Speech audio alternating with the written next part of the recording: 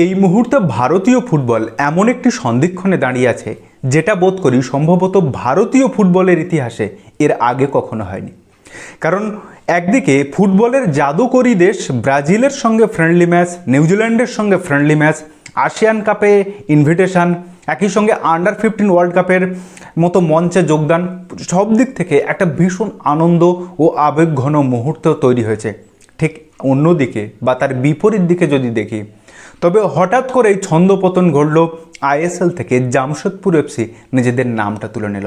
এজন্য একটা অদ্ভুত সমাপতন, একদিকে আনন্দ তো আর একদিকে দুঃখ, একদিকে হর্ষ তো অন্যদিকে বিষাদের সুর ভারতীয় ফুটবলে একই সঙ্গে বাজতে শুরু করেছে। জামশেদপুর ফুটবল ক্লাব মানে কিন্তু জমকে খেলো জামশেদপুর নয়, জামশেদপুর মানে হচ্ছে টাটা গ্রুপের মতো একটা ভরসাযোগ্য প্রতিষ্ঠানের হাত ভারতীয় ফুটবলের সঙ্গে জড়িয়ে থাকা।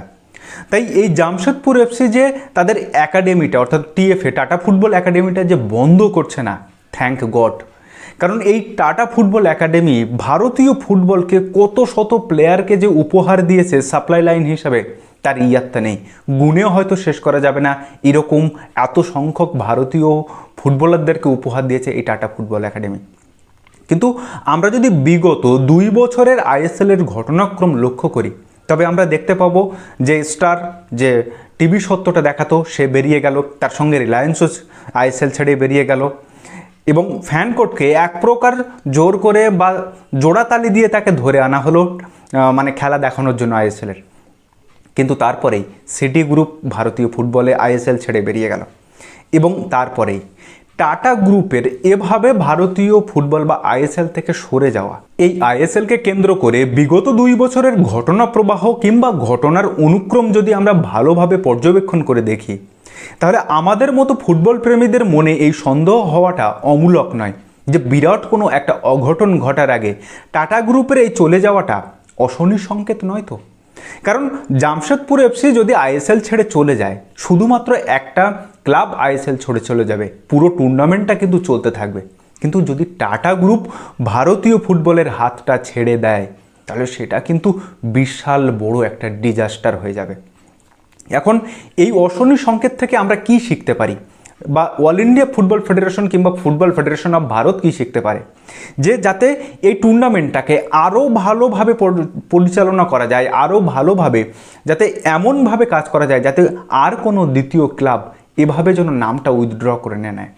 কারণ টাটা গ্রুপের মতো একটা ভরসাযোগ্য বিশ্বাসযোগ্য প্রতিষ্ঠান ভারতীয় ফুটবলের সঙ্গে জুড়ে থাকা ভীষণ ভীষণ জরুরি। তাহলে অল ইন্ডিয়া ফুটবল ফেডারেশন আপনাদেরকে এমন কাজটাই করতে হবে যে যাতে তাদেরকে নিশ্চয়তা দিতে হবে যে তারা যেন এই জায়গাটা থেকে ছেড়ে বেরিয়ে না যায়। কারণ আপনারা ক্ষমতার অল ইন্ডিয়া একেবারে সর্বোচ্চ স্থানে অবস্থান করছেন। যদি আপনারা শুধুমাত্র চেয়ারটাকে আঁকড়ে ধরে বসে থাকতে না চান, তাহলে আপনারা এমন কোনো কাজ করুন, অথবা ওই চেয়ারটা ছেড়ে দিন যাতে যোগ্য কোনো লোক ওখানটায় বসে তাদের কাজটা ভালোভাবে করতে পারে। কারণ চেয়ারে যখন বসেছেন, ডিসিশন মেকিংয়ের দায়িত্বে যখন আছেন, দায়ভার তো আপনাদেরকে নিতে হবে। এভাবে আপনারা দায়ভার ছেড়ে দিলে সেটা তো কেউ মেনে নেবে না, না সেটা আপনাদের জন্য, না সেটা ভারতীয় ফুটবলের জন্য।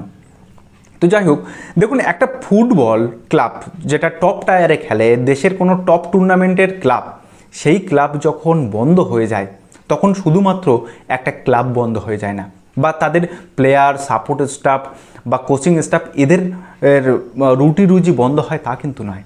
ওই গোটা অঞ্চলটার স্বপ্নটা থমকে যায়। ওই অঞ্চলটার বহু ছোট ছোট ছেলে মেয়ের আবেগ, স্বপ্ন বেঁচে থাকে কিন্তু ওই ফুটবল ক্লাবকে ঘিরে।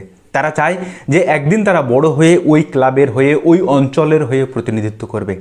তাই জামশেদপুর এফসি দল তুলে নেওয়ায় শুধুমাত্র যে আপনার ঝাড়খণ্ড কিংবা ছত্তিশগড় এলাকা নয়, গোটা ছোটনাগপুর অঞ্চলের হৃদয় কিন্তু বিদীর্ণ হয়ে গেল জামশেদপুর এফসির এই সিদ্ধান্তে। আজকে যদি দেখেন যে ভারতীয় ফুটবল কি সন্ধিক্ষণে দাঁড়িয়ে আছে, আন্ডার-15 ওয়ার্ল্ড কাপ, যেখানে ভারতীয় ছেলেমেয়েরা একটা দুর্দান্ত এক্সপোজার পাবে, এবং সেখান থেকে হয়তো আমাদের ছেলেমেয়েরা বিদেশের কোনো ভালো ভালো নামি নামি ক্লাবের স্কাউটদের দ্বারা চিহ্নিত হতে পারে, এবং সেখান থেকে তাদের একাডেমিতে চলে যাওয়ার সুযোগ তাদের সামনে ছিল।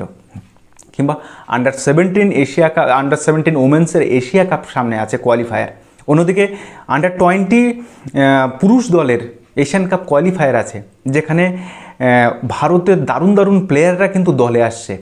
এর পাশাপাশি সিনিয়র দলের তো বললামই যে এশিয়ান কাপের ম্যাচ আছে, একই সঙ্গে ব্রাজিলের বিপক্ষে ফ্রেন্ডলি আছে, আসিয়ান কাপের মতো একটা দুর্দান্ত টুর্নামেন্ট যেখানে আমরা যদি ভালো দল পাঠাতে পারি, তবে এই যে তারা ইনভিটেশন পাঠিয়েছে আজকের এই ম্যাচটার জন্য, নেক্সট বছরে আর পাঠাবে না যদি আমরা ল্যাজে গোবরে ওইখানটায় পারফরমেন্স করে আসি।